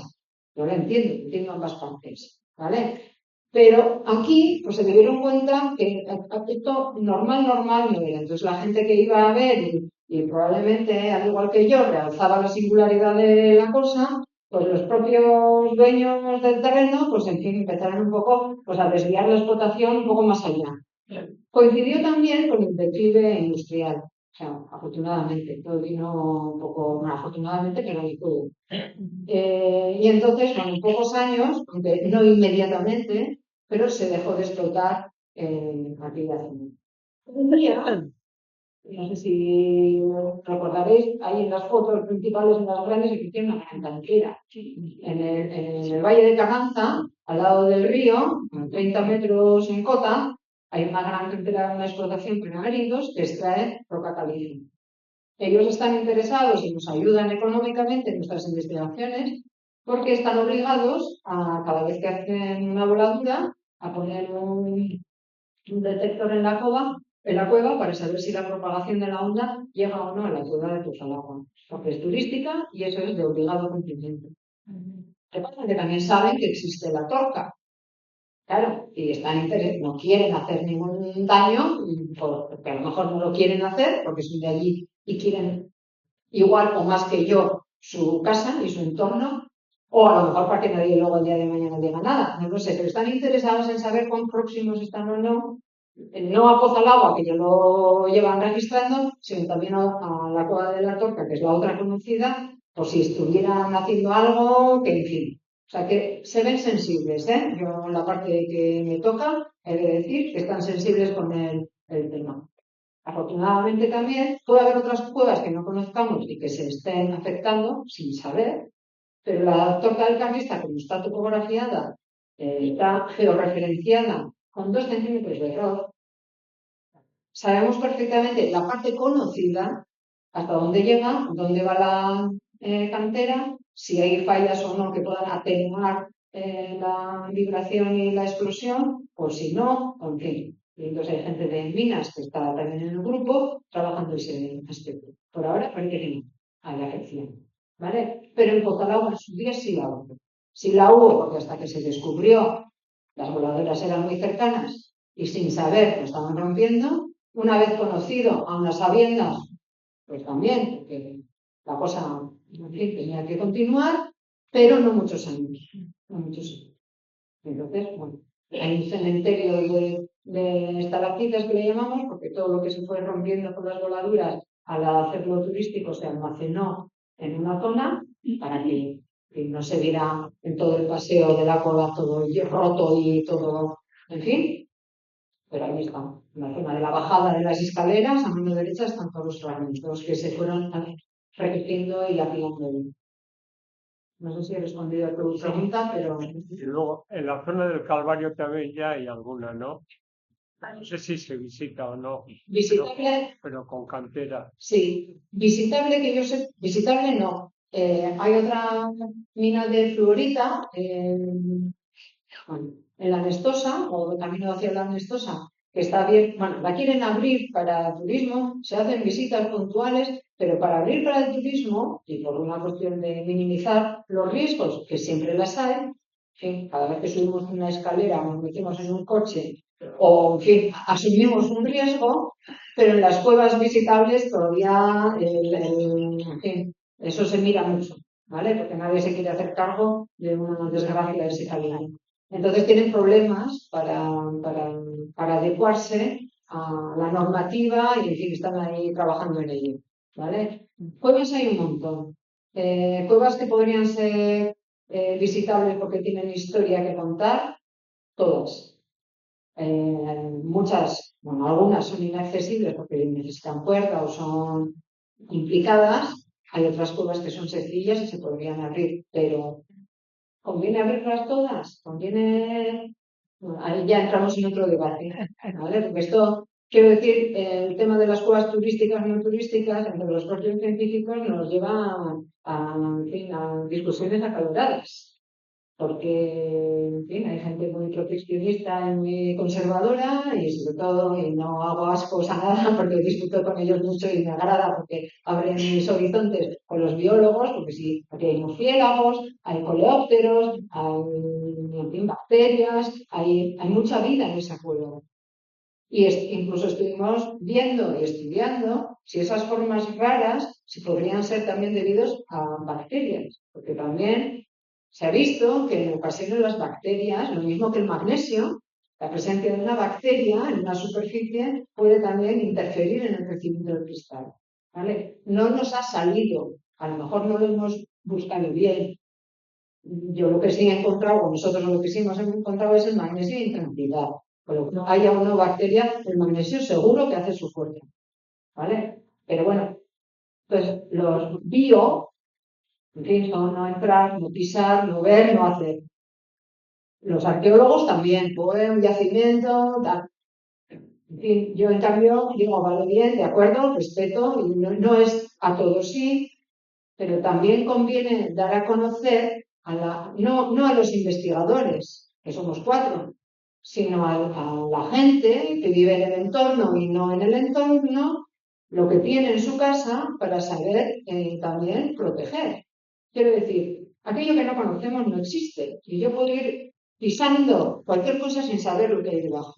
Entonces yo creo que es necesario también dar a conocer mediante charlas y sobre todo viendo el terreno, porque no es lo mismo verlo, sentir, oler el frío, la humedad, el oír, apagar las luces, el tintineo, en fin, esas sensaciones calan, porque somos humanos y los animales también, cuando están en un medio hostil se asustan, o sea que esto es natural, pero creo que es necesario, que es parte didáctico y que si no, que algo se tiene que, perdón por la palabra, sacrificar, si es que es un sacrificio, de la forma menos invasiva posible, pero en aras o en el bien de hacer conocer, de hacer saber y de crecer en conocimiento. ¿Cree? Es mi opinión, ¿eh? Pero ya te digo que hay foros completos para hablar. Cada vez que se plantea abrir una cueva, sí. Esto es como el turismo en otros cosas. O sea, todo en su medida creo que puede ser aceptable. Ya pasa, pues. Vale. Hay otra pregunta. La cueva del Carmen. Sí, Al agua. sí. Y hay mucha presión. Hay mucha presión. Porque es fácil.